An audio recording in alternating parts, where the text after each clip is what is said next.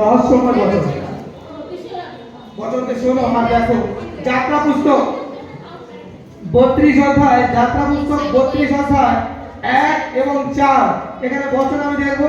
যাত্রা পুস্তক 32 অধ্যায় 1 এবং 4 বচন বলছে, পর্বত হইতে নামিতে মসির বিলম্ব হইতেছে দেখিয়া লোকেরা হারনের নিকটে একত্র হইয়া তাহাকে কহিল, উঠুন, আমাদের অগ্রগামী হইবার জন্য আমাদের নিমিত্ত দেবতা নির্মাণ করুন, কেননা যে মসি মিশর দেশ হইতে আমাদিগকে বাহির করিয়া আনিয়াছেন সেই ব্যক্তির কি হইল তাহা আমরা জানি না।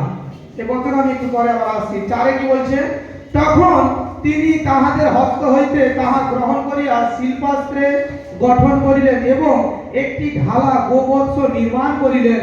তখন লোকেরা বলিতে লাগিল, হে ইসরায়েল, এই তোমার দেবতা, যিনি মিশর দেশ হইতে তোমাকে বাহির করিয়া আনিয়াছেন। হালেলুয়া। আর দেখো 6, 7, 8, 9, 10 কি বলছে দেখো। তারপরে কি বলছে, 6 বলছে, আর লোকেরা পরদিন প্রত্যুষে উঠিয়া হোম বলি উৎসর্গ করিল। প্রত্যেকের বচনকে কাউন্টিং করো, কি কি বলছে আমরা ভেবে বুঝাচ্ছি। এবং মঙ্গলার্পণ নৈবেদ্য আনিল, আর লোকেরা ভোজন পান করিতে বসিল, পরে ক্রিয়া করিতে উঠিল। তখন সদাপ্রভু মসিকে কহিলেন, তুমি নামিয়া যাও, কেননা তোমার যে লোকদিগকে তুমি মিশর হইতে বাহির করিয়া আনিয়াছ তাহারা ভ্রষ্ট হইয়াছে। আমি তাহাদিগকে যে পথে চলিবার আজ্ঞা দিয়াছি তাহারা শীঘ্রই সেই পথ হইতে ফিরিয়াছে।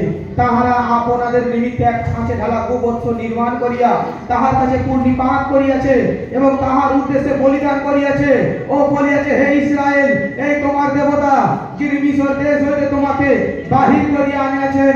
সদাপ্রভু মসিকে আরো কহিলেন, আমি সেই লোকদিগকে দেখিলাম, দেখো তাহারা শক্ত গ্রীক জাতি।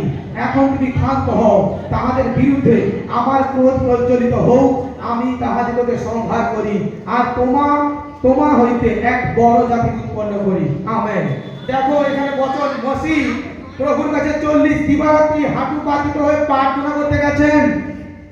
মসির হাত ধরে পিতা মিশর থেকে ইসরায়েলদেরকে বাঁচিয়েছেন এবং মিশরে তাদেরকে দাসত্ব করানো হতো, তাদের স্ত্রীদেরকে বলাৎকার করানো হতো, তাদের শিশু সন্তানদেরকে পড়াশোনা করতে দেওয়া হতো না, তাদেরকে মজুরি করানো হতো, কম অর্থ দিত আর তাদেরকে সর্বক্ষণ দাসত্বে মজবুত করে রাখছিল।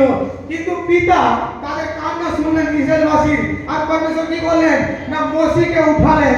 মসির মাধ্যম থেকে পরমেশ্বর তাদেরকে দাসত্বের হাত থেকে একটা দেশ দিয়েছেন। কিন্তু যখন দিয়েছেন তখন পিতা বললেন যে, মসি তুমি আমার কাছে হাঁটু পাতিত হও, আর পিতা তাকে কিছু নিয়ম দেবেন, যে নিয়ম মানুষের জন্য কার্যকারী। হালেলুয়া।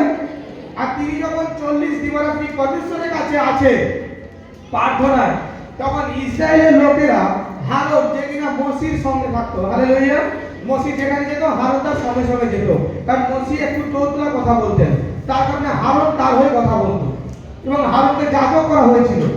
তারা কি বলছে হারনকে, যে মসি আমাদেরকে এনেছেন, তিনি কোথায়? তুমি আমাদের জন্য একটা গোবৎস নির্মাণ করো, এটাই আমাদের দেবতা হবে।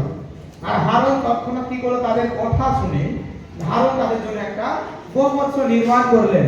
এবং তারা কি করছে, না সে গোবৎসের কাছে তারা ক্রিয়া প্রতিযোগিতা হয় না, মানে যখন খেলাধুলা করছে, তারা নৈবেদ্য নিয়ে যাচ্ছে, উপহার নিয়ে যাচ্ছে, ঢাক ঢোল পিটিয়ে তারা আনন্দ উৎসব করছে। কিন্তু তারা একবার যেন ভাবছে না যে ঈশ্বর আমাকে এত ভালো করলেন, যে ঈশ্বর আমাকে দাসত্বের হাত থেকে আজ পুত্র কন্যা হওয়ার আমাকে আশীর্বাদ করলেন, সেই ঈশ্বর কথা তারা একবার যেন চিন্তা করলেন না। তারা তাদের ধৈর্যকে হারিয়ে ফেলছে, তারা তাদের মতন করে পরমেশ্বরকে বিশ্লেষণ করতেছে, যেটা আজকের বিশ্বাসী প্রচুর করছে। আজকের বিশ্বাসী নিজের মতন করে পরমেশ্বরকে ধারণা করতেছে, নিজের মতন করে পরমেশ্বরকে ব্যবহার করার চেষ্টা করতেছে, কিন্তু পরমেশ্বর প্রকৃত এরকমই নয়। আজ তোমরা যে বচন শুনতেছো, আজ পরমেশ্বরের বিষয়ে তোমরা জানতেছো। আজ যেরকম ইসরায়েলবাসীরা মসির অপেক্ষা 40 দিবারাত্রি, মাত্র 40 দিবারাত্রি তারা মসির জন্য অপেক্ষা করেনি। তারা একটা তাদের মতন করে একটা গোবৎস নির্মাণ করে পূজা অর্চনা করা শুরু করে দিয়েছে। কিন্তু পরমেশ্বর বলছে, আমি ওদেরকে বিনষ্ট করে দেবো এবং মসি তোমার মাধ্যম থেকে আমি তোমার বংশজাত আর এক জাতি উৎপন্ন করবো। হালেলুয়া। আজকে বিশ্বাসীরা প্রার্থনা করতেছে, উপবাস করতেছে, বলছে আমার জীবনে কেন সাক্ষী নেই। আজ পরমেশ্বরকে ত্যাগ করে দেয়, পরমেশ্বরের রাস্তাকে ত্যাগ করে দেয়। আজ যেখানে সেখানে তার যেখানে মন যাচ্ছে, পাঁচটা লোক যেটা বলছে সে শুনে কি করছে, তার মতন করে সে চলে যাচ্ছে। হালেলুয়া। আর গিয়ে সেখানে টাকা ঢালছে, সেখানে নৈমিত্য চলাচ্ছে, বিভিন্ন ভাব বিভিন্ন ভঙ্গিমা সে করতেছে, তার মতন করে সে ধারণ করার চেষ্টা করছিল। হয়তো এরকম হয়ে যাবে, হয়তো আমি একদিন উপবাস করলে আমার জীবনে এই আশীর্বাদ নেমে যাবে, কিন্তু বাইবেল বলছে না, তোমার ধৈর্যের পরীক্ষা পরমেশ্বর দেখবে। হালেলুয়া। তুমি কতটা প্রিয়, তুমি কতটা মজবুত, কতটা খাঁটি, এটা পরমেশ্বর তোমার জীবনে দেখবে। আর এটা বড় বিষয়। কিন্তু এখান থেকে বিশ্বাসীরা সরে যায় আর বিনিষ্ট হয়ে যায়। যেমন বাইবেলে তোমরা যাত্রা পুস্তকে পড়েছো যে এরকম প্রবলেমে মানুষ পড়ে যায়, মানুষ সমস্যায় পড়ে। তোমরা সেখান থেকে সচেতন হয়ে থাকো আজকে, যে বাইবেলের বচন আছে, শুনেছি কি পিতার কাছে যে কেউ ধৈর্য ধরে, পরমেশ্বরের কাছে যে কেউ ধৈর্য ধরে, পরমেশ্বর তার জীবনে সেই আশীর্বাদ আর খুশিতে ভরপুর করে রাখে যিশু নাসরির নামে। হালেলুয়া। আজ তুমি ধৈর্য ধরেছো, আজ তুমি 3 বছরের বিশ্বাসী, 5 বছরের বিশ্বাসী, 2 মাসের বিশ্বাসী, তুমি অপেক্ষা করো পরমেশ্বরের পরিত্রাণের জন্য। আর আমার পরমেশ্বর তোমার জীবনে প্রত্যেকটা বন্ধ হয়ে যাওয়া কাজকে খুলে দেবে যিশু নাসরির নামে। প্রত্যেকটা ভেঙে যাওয়া হাড় জুড়ে রাখবে প্রভু যিশু নামে। তোমাদের ভেঙে যাওয়া সংসার জুড়ে রাখবে পবিত্র যিশু খ্রিস্টের নামে। তোমাদের জীবনে যত প্রবলেম দাঁড়িয়েছিল, আজ তোমার ধৈর্য ধরাতে, আজ তোমার সিদ্ধান্ত নেওয়াতে সেই পাঁচিল যিশু খ্রিস্টের নামে ভাঙছে। আজ সেই পাঁচিল নষ্ট হয়েছে। আজ তোমার টাকা ডুবে গেছে, তুমি ধৈর্য ধরে প্রার্থনা করছো, সেই টাকা তোমার কাছে রিটার্ন আসছে পবিত্র যিশু খ্রিস্টের নামে।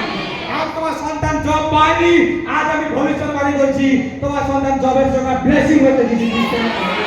তোমার স্বামী, তোমার স্ত্রী, তোমার নাতি নাতনিরা জবের সময় ব্লেসিং হচ্ছে যিশু খ্রিস্টের নামে। আজ তুমি বহুত দিন ধরে রোগে পড়ে আছো। কতজন রোগে পড়ে আছে? বহুত দিন রোগে পড়েছে, রোগ থেকে সুস্থ হতে পারছে না, ফাস্টিং করছে, প্রার্থনা করছে, পরমেশ্বরের কাছে আসছে, রোগ থেকে সুস্থ হয়নি।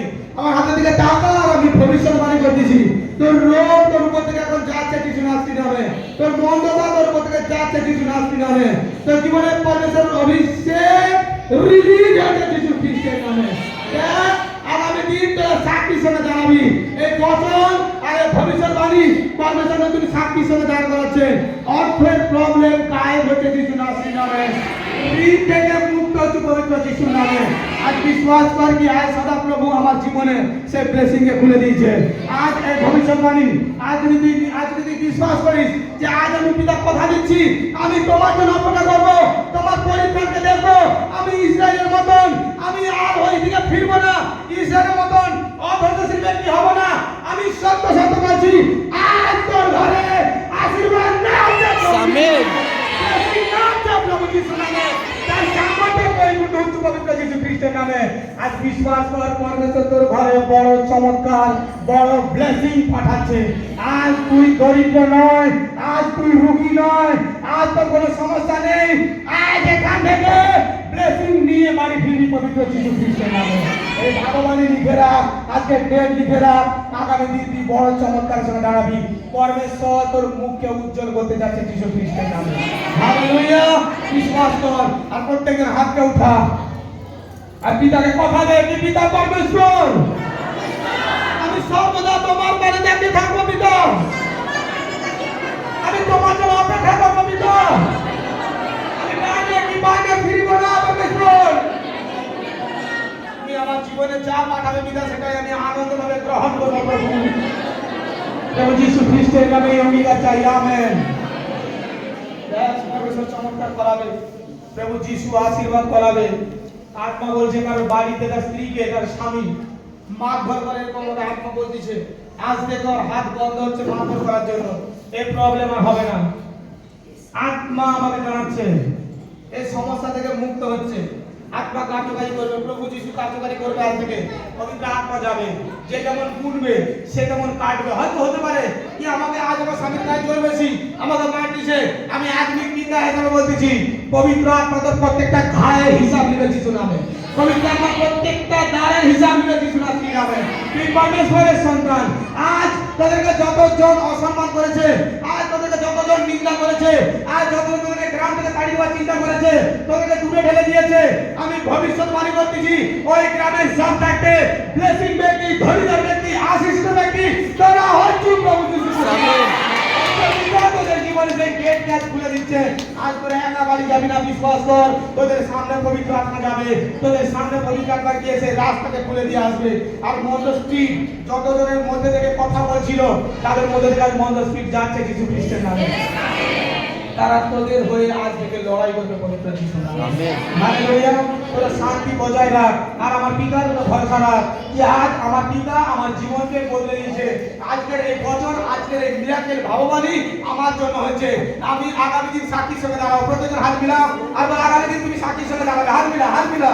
বলে আগামী দিন তুমি সাক্ষীর সঙ্গে দাঁড়াবে। প্রত্যেকজনকে বলো আগামী দিন তুমি সাক্ষীর সঙ্গে দাঁড়াবে। ভবিষ্যৎবাণী করি প্রত্যেকজন আগামী দিনে সাক্ষীর সঙ্গে দাঁড়াবে পবিত্র যিশু নামে। এই হাত তোরা সর্বদা শক্ত হয়ে ধরে রাখবি।